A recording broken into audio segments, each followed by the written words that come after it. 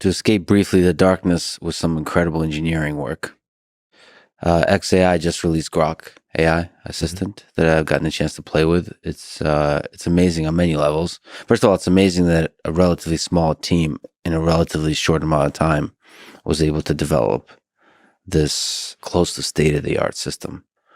Another incredible thing is there's a regular mode and there's a fun mode. Yeah, I guess I'm to blame for that one. I wish everything in life had a fun mode. Yeah.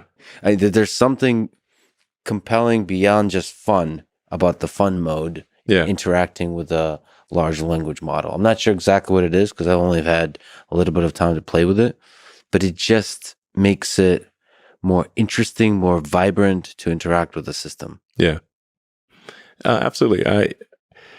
Our AI Grok is modeled after the Hitchhiker's Guide to the Galaxy, which is one of my favorite books. It's a book on philosophy disguised as a book on humor. And I would say that forms the basis of my philosophy, which is that we don't know the meaning of life, but the more we can expand the scope and scale of consciousness, digital and biological, the more we're able to understand what questions to ask about the answer that is the universe. So I have a philosophy of curiosity.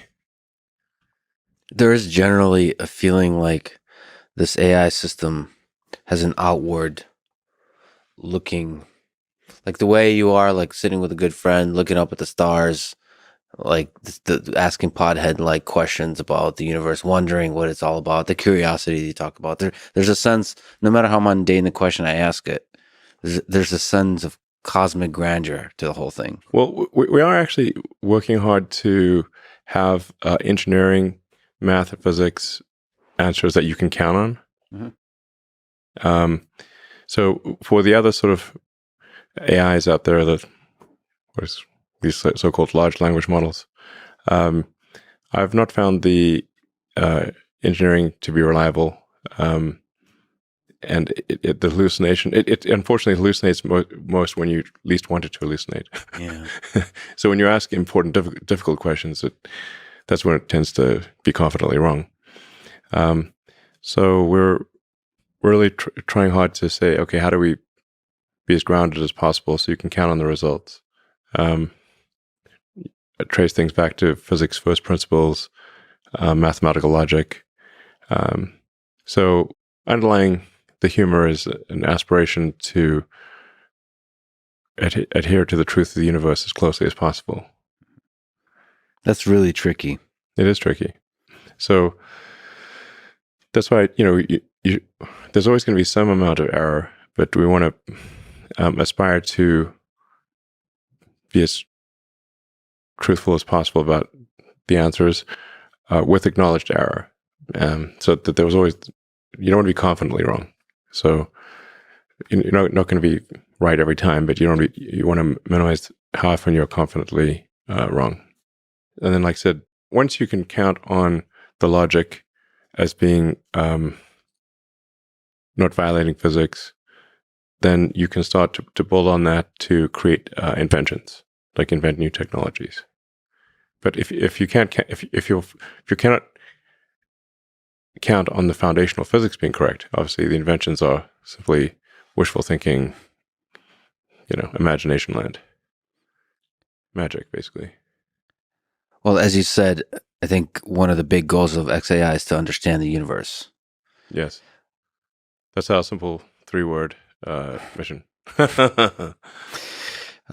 If you look out far into the future, do you think on this level of physics, the very edge of what we understand about physics, do you think it will make discoveries, sort of the sexiest discovery of them as we know now, sort of unifying general relativity and quantum mechanics, so coming up with a theory of everything? Do you think it could push towards that direction, almost like theoretical physics discoveries?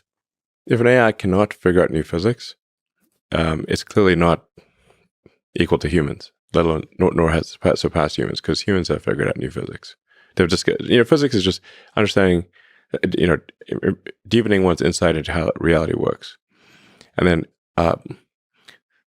then there's engineering, which is inventing things that have never existed. Mm-hmm. Now, the range of possibilities for engineering is far greater than for physics, because once you figure out the rules of the universe, uh, that's it. You've discovered things that already existed, but from that you can then build technologies that are really almost limitless in the variety and it's like once you understand the rules of the game properly, and with current physics, we do, at least at a local level, understand how physics works very well. Where our ability to predict things is incredibly good. Like quantum mechanics is the degree to which quantum mechanics can predict outcomes is incredible. That was my hardest class in college, by the way. my senior quantum mechanics class was harder than all of my other classes put together. To get an AI system, a large language model, to reliably be as reliable as quantum mechanics and physics is very difficult. Yeah, you have to test any conclusions against the ground truth of reality. Reality is the ultimate judge. Like physics is the law, everything else is a recommendation. I've seen plenty of people break the laws made by man, but none break the laws made by physics. Yeah, it's a good test, actually. If this LLM understands and matches physics, then you can more reliably trust whatever it thinks about the current state of politics in some sense. And it's also not the case currently that even that its internal logic is not consistent. So especially with the approach of like just predicting a token, predict a token, it's like a vector sum. You're summing up a bunch of vectors, but you can get drift. So as those, a little bit of error adds up, and by the time you are many tokens down the path, it doesn't make any sense. So it has to be somehow self-aware about the drift. It has to be self-aware about the drift, and then look at the thing as a gestalt, as a whole, and say, does it have coherence as a whole?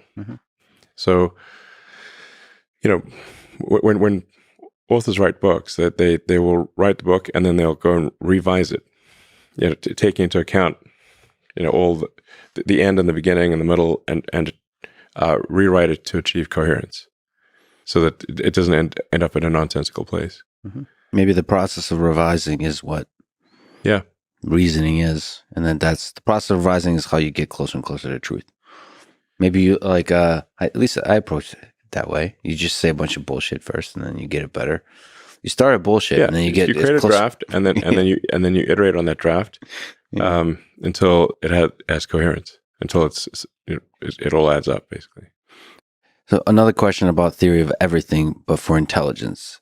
Do you think there exists, as you're exploring this with XAI, creating this intelligent system, do you think there is a theory of intelligence where you get to understand what is the I in AGI and what is the I in human intelligence? There's no I in Team America. Oh wait, there is.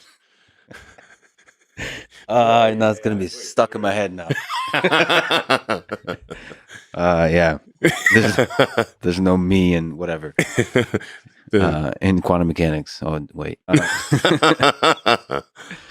I mean, is that part of the process of discovering, understanding the universe, is understanding intelligence? Yeah. I think we need to understand intelligence, understand consciousness. There are some sort of fundamental questions of like, what is thought? What is emotion? Yeah. Is it really just one atom bumping into another atom? It feels like something more than that. So I think we're probably missing some really big things. Like some really big things.